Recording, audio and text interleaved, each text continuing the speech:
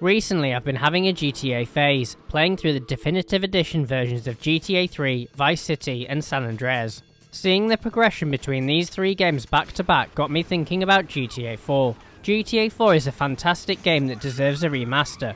However, in many ways GTA 4 was a step back from the game it succeeded, GTA San Andreas. So in this video, here are the 6 biggest downgrades in GTA 4.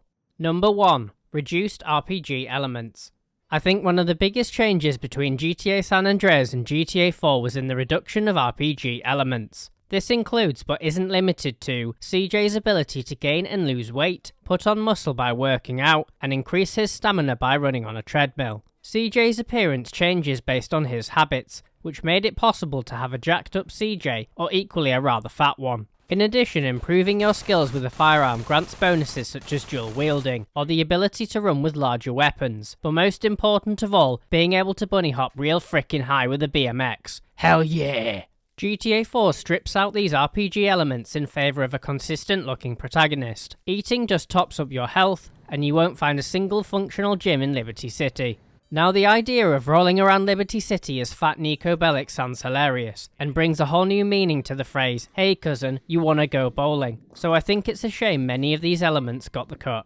Number 2. Lack of character customization. I've already mentioned a few ways CJ's appearance can be changed that Nico can only dream of, but I'm going to add further misery to the pile. In San Andreas, you can walk into a barber's and give CJ a giant pink afro, ink him up with some Grove Street tattoos, or deck out his chest, back and arms with tattoos if you so wish. Nico has the same haircut throughout the entirety of GTA 4, and can't get a single tattoo whether he likes it or not. He can shop for new clothes at 3 stores. The Russian shop which sells cheap street clothing, Modo which sells casual and sportswear, and lastly Perseus if he fancies dripping himself out in a suit and tie. Meanwhile, in Las Venturas, CJ has decided to go clubbing in a gimp suit. Perhaps an extreme example, but CJ has double the clothing retailers to choose from, with many more options within each. I think it's a real shame that in the jump to HD, available character customization took a massive hit.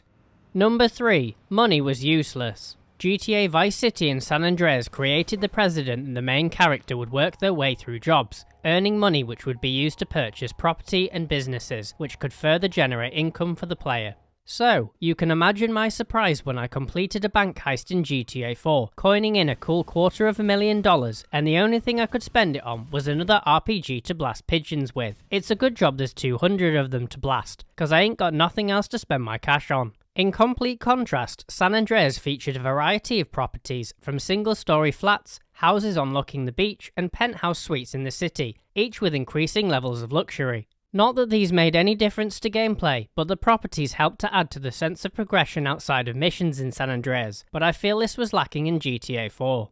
In addition to properties, money could be spent at one of the many betting shops or any of the casinos found in Las Venturas. While not an advisable way to spend your money, it is a brilliant way to save scumming your way to becoming a multi-millionaire, or just enjoying a leisurely game of blackjack. Meanwhile, Nico is getting rather bored of RPGing pigeons.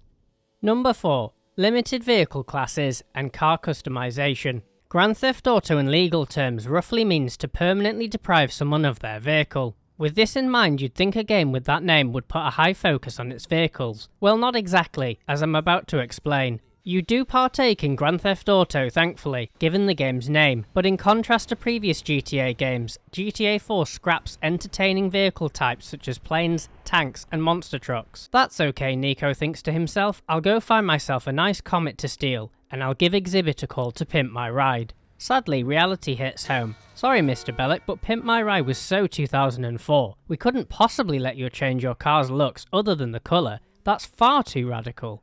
GTA 4 is a serious game, don't you know? Need I provide any further evidence to why Nico is always miserable in GTA 4, when CJ is cruising around in his pimped out Super GT, while Nico is stuck in the back of a taxicab for more than half the game.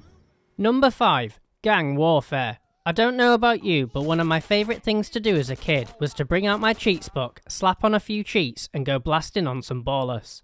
Arguably, you could go on a rampage in GTA 4, but it just doesn't hit the same on pedestrians or police compared to gang members. Pedestrians don't exactly walk around with AKs in GTA 4, do they? Another thing I loved to do as a kid was recruit a full team of Grove Street homies, take them to another gang's territory, and watch as my bitches do all the work. Instead, Nico's homie is a drunk titty-loving bullshitter who always wants to go bowling. I don't know about you, but I'm going with Grove Street homies. The different gangs in both Vice City and San Andreas made the map feel hostile and lived in, while GTA 4 feels all too safe outside of missions. Number 6. Lack of side and asset missions. Perhaps a smaller mission for some, but still sorely missed by others, was the lack of firefighting and ambulance missions in GTA 4, as the rather unique driving mechanics would have made for a highly entertaining journey to the hospital for any of the patients I was transporting. As GTA 4 doesn't have businesses or assets to purchase, there are no asset missions to speak of, which leaves the only real side missions coming from the stranger missions. This means that once the main storyline is complete, you're left with little to do besides a few assassination missions, which is not quite the same as Vice City's 19 asset missions. I may have criticised GTA 4 in this video, but I also love the game for many other reasons, so here's hoping we get news of a GTA 4 remaster soon. Thanks for watching.